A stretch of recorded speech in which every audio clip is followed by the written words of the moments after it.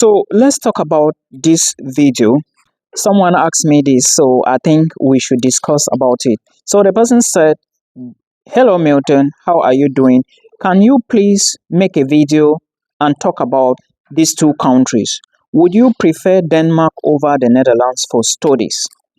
Now, first, remember, these are great countries, right? Um, I will talk about so many things that you need to consider, but first, you need to ask yourself, you are just moving to Denmark or Netherlands to study, and after studies, what next? Then you also need to ask yourself, do I even have the required amount of money? If I want to embark on this now, I will use the money to study, or are you eyeing a scholarship? It depends now on you. Ask yourself this question. You need to ask yourself, do I have all the requirements to apply to any of these countries?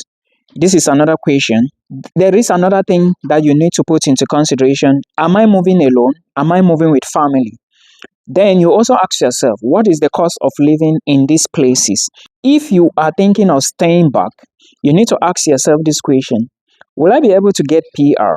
Will I be able to get citizenship? And what does it take me to get this? After putting all this, and also do not forget the question of how the visa application is done. Okay, so after putting all of this into consideration, I think it is now time for you to make a decision if you are actually going to apply to Denmark or the Netherlands. Now, let's get started. I'm going to talk about all these things in this video, so please do not go anywhere. Now, let's start with the requirements. I want to make all this open for you. Then you will then decide if you are going to Denmark or you are coming to the Netherlands. I currently live here. I study here. Okay, both of them are fantastic countries, and I think one is bigger. The Netherlands is bigger and Denmark is smaller. But let's look at the options now. Listen to me, then make a decision. Now, when it comes to requirements to study in both of these countries, what are the requirements you need to apply for schools? First, remember, bachelor's in Denmark is taught in their language, the Danish language, right? Fantastic. Bachelor's in the Netherlands is taught in English. Some schools have bachelor's programs in English. So already that is an advantage the Netherlands have over Denmark. You need to also look at masters. Masters in both countries are taught in English. You need to ask yourself, does Denmark have 1 year master's program? For the Netherlands have 1 year master's program. I don't think, maybe there are master's programs in Denmark, but I've checked the University of Copenhagen, Aalborg, Roskilde, Aarhus, and I'm not able to see 1 year master's programs, but you can find these in the Netherlands. So you need to put these things into consideration. Now, the requirements to apply for bachelor's. In the Netherlands, you need just your WAEC. Okay, for Cameroonians, you need your O levels and A levels. For Nigerians, you need WAEC. I think WAEC is 6 papers. I can't remember. For some schools, not all, by the way. Then for Cameroonians, you need 5 O level papers and 2 advanced level. The O level papers should have English on it, and yes, that is the qualification. Then your A level should be 2 papers. It doesn't matter if it's 2E at advanced level, but 5 papers and above with English on it, and advanced level 2Es or 2 papers.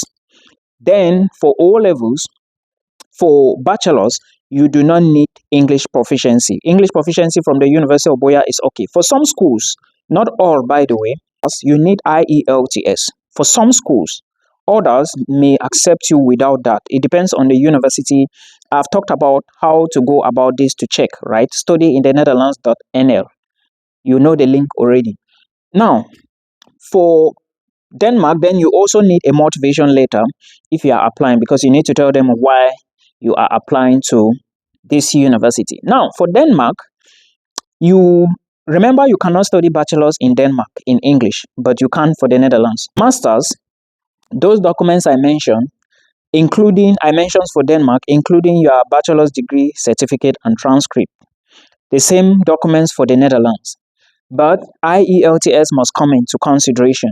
Okay, most Danish universities will not give you admission if you do not have IELTS. So you need to put this into consideration. For schools in the Netherlands, some might give you admissions without IELTS. So you need to always look at this from both sides, right? Now, motivation letter is needed for both countries. For the Netherlands and Denmark, I don't know if there is a free school in Denmark. I did application before in Denmark and I paid application fee about 78,000 CFA. But in the Netherlands, you can apply for free in some schools, okay, without application fee. Now, we have talked about the requirements, right? What else is left? Let's go now to the tuition fee. Tuition fee in Danish universities, they charge per semester. In the Netherlands, they charge per year. Okay, put this into consideration. If you look at the tuition per semester, which means per semester in Denmark, you have 2 semesters in 1 year. Some schools will charge you 5,000 per semester. So in 1 year, you pay 10,000. But there are other schools that charge you 10,000 per semester. In 1 year, you pay like 20K. I think University of Copenhagen is an example. But in the Netherlands, you pay just per year. Okay, you pay at once. But if you are already in the Netherlands, there is a possibility for you to pay in small parts, right? Like installments if you are already here. But at the beginning, when you get admissions, you pay complete 1 year. I will explain. Then for Denmark, when you get admissions, you also pay complete 1 year. Denmark will give you like 14 days to pay after admissions. Then the Netherlands will give you like 1 month or 1.5 months. It depends on when you get admission, right? Putting the application opening date and last date into consideration. We have talked about tuition. Most bachelors in the Netherlands, they charge like maybe 8,000, 9,000, but masters is expensive. Maybe 10,000 euros. But in the Netherlands, you can have cheaper options. But remember the charge per semester, I mentioned that already. But payment options for this tuition fee, you will be given 14 days after admissions to pay your tuition to study in Denmark, but you might be given more days for the Netherlands. Now, for the Netherlands, you pay the tuition, you pay your tuition, you pay your living cost money, you pay your visa application fee, and you pay your medical insurance fee. These 4 things you put together and you send to the school account to do you visa. It is the school applying for your visa, not you. For Denmark, when you get admission, you pay the money they are asking, then they will confirm it, then they will start your visa application. They will fill some forms for you, send it back to you, you fill it, then you proceed to VFS Global in Nigeria. This is for Cameroonians now, or those moving to the VFS Global office in Nigeria to apply for visa. You will proceed, but for the Netherlands, you will just sit in your house and wait from your school. When the Dutch immigration approve your visa, your school will get back to you with confirmation. Then that is when you will now take the confirmation visa form, your passport, you rush to the embassy in Cotonou or Ghana, Benin or Ghana. I have explained this before. Let's look at jobs. In Denmark, it's possible to get jobs in bigger cities like Copenhagen. And also in the Netherlands, it's also possible to get in bigger cities like Amsterdam and Rotterdam, Den Haag. But in smaller cities, it may be a bit complicated. Also, like in Aalborg and other places. But also in the Netherlands, it's also a bit complicated in smaller areas. Okay, but remember, as an international student, it takes time. It's not a rush thing. Maybe 3 or 4 months before you can get a job, but definitely you will get a job. This is part-time jobs I'm talking about. In the Netherlands, students work 16 hours per week. In Denmark, students work 20 hours a week. Put this into consideration. After you finish school to get a job, after you finish your school program, Denmark will give you 3 years to work. Okay? Then after that, maybe you find a good employer and you are good to go. You stay back. In the Netherlands, when you finish school, the Netherlands will give you 1 year. You will apply for that visa. Then when you get it, you use the visa to find a job. You have 1 year to find a job. The job you are finding is a job that can sponsor you for 3 or 4 years, 2, 3 or 4 years to stay back. It is not every company that is permitted to sponsor. You must apply for jobs in those recognized companies. There are companies on the embassy's website, on the IND website, registered, recognized. You must get a job in one of them. Okay, others may not be on that website, but you need to put this into consideration. So you have 3 years to stay back in Denmark, and you have 1 year to apply for job search in the Netherlands. Then after you get the job search, you use it to find a job that can sponsor you. Remember, in the Netherlands, I don't know how far it takes to stay in the Netherlands to get PR and citizenship, but in the Netherlands, you need, after you study a 1 year master's or 2 years master's, you have 1 year. If you study a bachelor's, you have 2 years. This counts towards your residency. You can just go, if you live here for 4 to 5 years, you can get citizenship, passport. But in Denmark, I don't know how long it is. I'm still going to verify. If you know, please comment below so somebody can learn something. Now, I've talked about how visa work. I don't need to go into that. I've talked about how citizenship work. Then cost of living. Cost of living in Denmark, I think the Netherlands is a bit expensive when it comes to housing. Denmark is a bit expensive. It's somehow expensive too when it comes to housing, as I know. The Netherlands too, housing is a problem. So it looks like the entire Europe has housing issues. So please, you need to put all of these things into consideration. Now, looking at visa fee, looking at housing, looking at cost of living, looking at PR, looking at visa application, looking at the tuition you have to pay and proof of funds, looking at the deposit you are doing for the Netherlands, and looking at jobs after school and requirements, you will now make a decision. Where is it good to go? But remember, Denmark and the Netherlands, they are both good countries. You may want to consider passport strength after getting citizenship. You may want to consider that. If it's for that, the Netherlands is first, Denmark is second. Okay, Denmark, the Dutch passport is more powerful than Danish passport. So you put all of that into consideration, then you decide. Remember, for intakes, application intake, they have two each. Netherlands have February intake and September intake. Denmark have February intake and September intake. So take a look at this. For Denmark, they have few universities. I think they are like 8 or 9. I don't remember. But for the Netherlands, they have many, right? Denmark is a small country. The Netherlands is a big country. So put all of this into consideration and let's see how it goes. Okay, beautiful people. Let's go again to question number 2, another part of our study abroad series.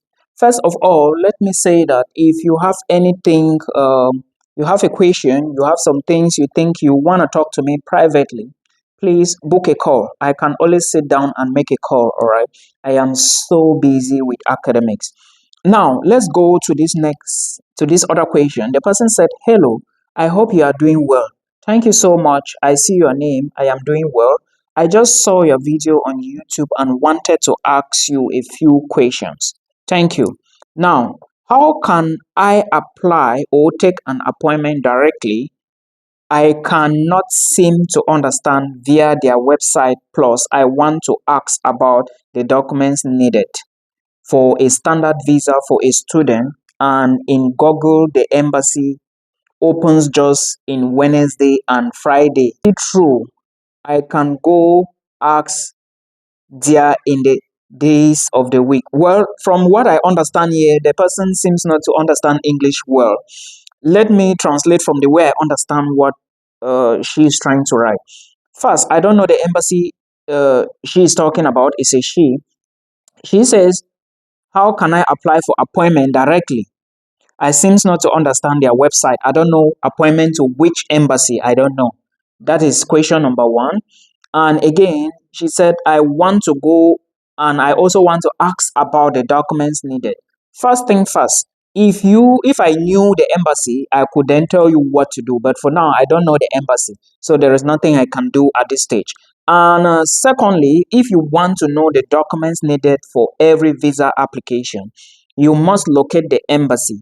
And again, I will advise you to Google, go to YouTube, type my name on YouTube, check the information on my YouTube channel. It is going to be there. Trust me, because I have done so many videos. I have over 1,000 videos. So if you're looking for any video, check my YouTube channel. It should be there. And when I make videos, sometimes I talk about all the requirements that you need to actually proceed or carry on with your application. I always say these things and I remember every bit of video. Like everything I do, I always remember. Now, for the documents, I'm not the one to come and list them to you. You need to do your research. I have mentioned that already. Otherwise, you know what to do. Check my bio, book a call with me, then I can sit down, we figure out what you are talking about because for now, I don't know. And again, she said she's trying to ask if she can go there and ask them. Yeah, for sure. You can go there and ask them if they can give you the information. But remember, most embassies sometimes they don't give access to people. Okay, sometimes you can only earn at the board, their notice board outside. So you have to put this into consideration. Then another thing I would like to mention, she is trying to say they open only on Wednesday and Fridays. Well, I'm not sure. I don't even know which embassy, by the way. And looking forward hearing from you is the embassy in North Cyprus. Like I said, I don't know which embassy. And you have to remember, I have said many times that on my channel that I have lived in North Cyprus. I know how the system operates. Embassies in North Cyprus, there are just few. And not, I think there are 6 or 5. Just US embassy, as I know, can give you a student visa. Then I think the UK embassy can give you a visit visa. Other embassies will not give you a student visa. This information I'm telling you is what happened between 2016 to like 2020 because I left, no, 2019. I left now Cyprus December 2019. So, except that things have now changed. But I can assure you that things haven't changed because I have people who struggled. They got to me, struggled and struggled. Nothing happened, and they moved to Turkey. Some are now in Europe. So, first of all, if you try and it doesn't work, find your way to Turkey. Then you apply from Turkey. This is another advice I can give to you. Until then, if you need me to sit down for a call with you, book a call from the link